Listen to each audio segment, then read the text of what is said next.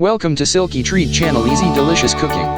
On the menu today, one recipe done in 60 minutes start to finish. Turnip, carrot, beef, cilantro, basmati rice, marrow bones. Ingredients: 2 beef marrow bones, 2 big size carrots, 1 turnip, 1 small cup of basmati rice, extra virgin coconut oil, sliced beef, cilantro, butter, salt, pepper, bottled spring water. Preparation: wash, peel, and cut 2 carrots, 1 turnip, cilantro, add in a large pot with butter, bottled spring water, salt, white pepper, and 2 beef marrow bones. Bring to a boil. Remove the excess foam from the soup surface, then cook on medium to low heat for 50 minutes.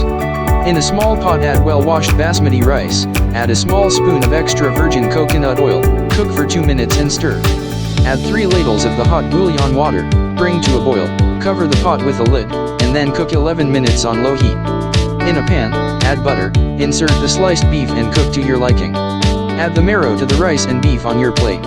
All ready to serve and eat. Enjoy these meals. Thank you for watching. Subscribe, share, like and comment if you wish.